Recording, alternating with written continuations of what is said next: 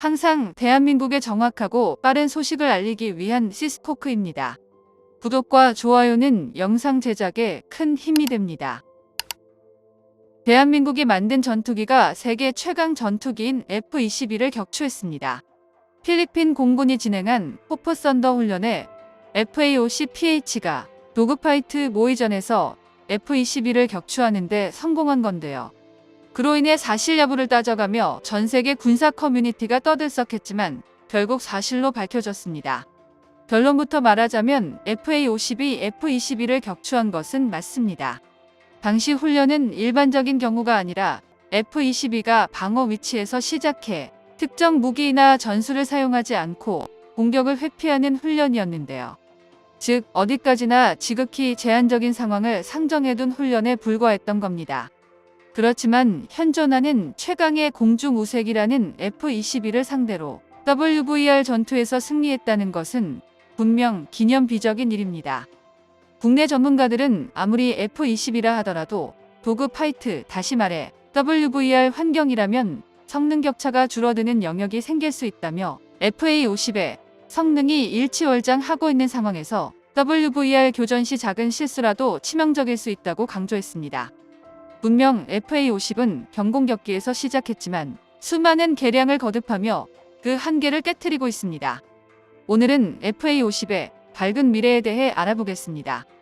기존에 알려졌던 전쟁에 대한 상식이 송두리째 박살나고 있는 현대전이지만 그럼에도 절대 변하지 않는 게 한 가지 있습니다. 바로 하늘을 지배하는 나라가 전장을 주도할 수 있다는 건데요. 대한민국도 이 점에 착안해 스탠드오프 타격이 가능한 초정밀 장거리 공대지 미사일을 개발하고 있는데 바로 KPD-350K2 속칭 타우러스2입니다. 원래 오리지널인 타우러스 미사일은 독일과 스웨덴이 공동 개발한 미사일인데요. 정확하게는 범유럽 미사일 제조회사인 NBDA 독일 지부와 스웨덴 사부가 공동 출자로 만든 타우러스 시스템즈에서 제작한 미사일입니다.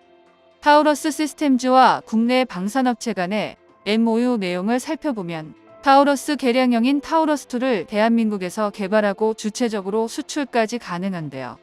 타우러스 시스템즈와 대한민국은 타우러스2 개발을 공동 추진하기로 합의하는 한편 관련 기술의 이전까지도 계약에 포함해 독점적 지위를 보장받은 건데요. 실제로 타우러스 시스템즈 한국지사장은 공식 인터뷰를 통해 우리가 대한민국의 파트너와 함께 미사일을 개발한다면 3년이면 충분할 것이라고 자신하는 한편 일말의 망설임도 없이 모든 기술을 기꺼이 대한민국과 공유할 것이다라며 매우 적극적인 모습을 보였습니다. 궁극적으로 타우러스가 국내에서 대한민국 기업들에 의해 자체 생산될 것이라고 추가로 언급하는 등 이미 타우러스사가 한국 시장에 사활을 걸었음을 피력하기도 했습니다. 전 세계 전투기 무장 시장은 사실상 미국 로키드 마틴이나 보잉 방산업체가 주도하고 있지만 오직 대한민국은 나라를 가리지 않고 폭넓은 운용 능력을 보유하고 있는데요. 타우러스 시스템즈는 자체적인 수요 조사와 마케팅에 따라 대한민국이라는 나라에 올인한 것입니다. 덕분에 대한민국은 타우러스사의 지난 수십 년간의 개발 경험을 살려서 더 낮은 개발 비용으로 단기간에 타우러스2를 개발할 수 있게 되어 타우러스 시스템즈의 자체 투자를 통해 일정 수준의 개발 단계에 도달한 것으로 알려졌을 뿐 아니라 이를 통해 개발 기간 역시 단축할 수 있을 것으로 예상되는데요. 기존의 타우러스 미사일은 500km 사거리로 북한의 견고한 지하 벙커를 관통할 수 있는 강력한 위력을 갖춘 미사일이었습니다. 지하로 관통에 들어가면서 공간 인지 신관을 통해 탄두를 폭발시켜야 할 지점을 자동으로 계산하는데요. 이 덕에 도발 징후가 포착되면 적 방공망의 사정권 밖에서 발사해 적의 주요 전략 목표를 정밀 타격할 수 있을 뿐만 아니라 정확하게 원하는 지점의 지하 목표물을 무력화시킬 수 있습니다.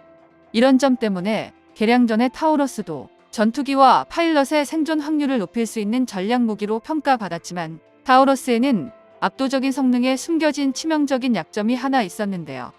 바로 무게가 1.4톤에 육박하기 때문에 우리 공군에서 보유한 전투기 중에서 F-15K에서만 한정적으로 운용할 수 있었습니다. 타우러스2는 램제트 덕티드 로켓 방식을 채택하면서 최대 마하 2.5의 속도를 성공했으며 다중모드 탐색기를 개발해서 탑재했는데요. 이 다중모드 탐색기는 마이크로파 센서와 적외선 영상 센서를 동시에 내장하고 있어서 공대함 타격에도 적용이 가능합니다. 무선 주파수와 연령상뿐만 아니라 전자광학 등 다양한 방식으로 유도되기 때문인데요. 임무에 따라서 탄두와 탐색기를 자유자재로 교체하며 지상 목표물은 물론 해상 목표물까지 폭넓은 운용이 가능합니다. 그리고 결정적으로 타우러스2는 상당한 소형화에 성공해 FA-50에 탑재가 가능한 수준인데요.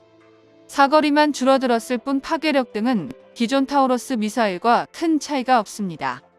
FA-50은 마크 80 시리즈와 JDAM, KGB 등의 폭탄부터 AGM-65 매버릭 같은 고성능 공대지 무장도 운용할 수 있습니다. 매우 폭넓은 무장 통합 능력을 갖춘 건데요.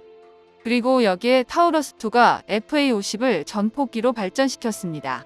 이는 FA-50으로도 F-15K급 작전을 수행할 수 있다는 의미인데요.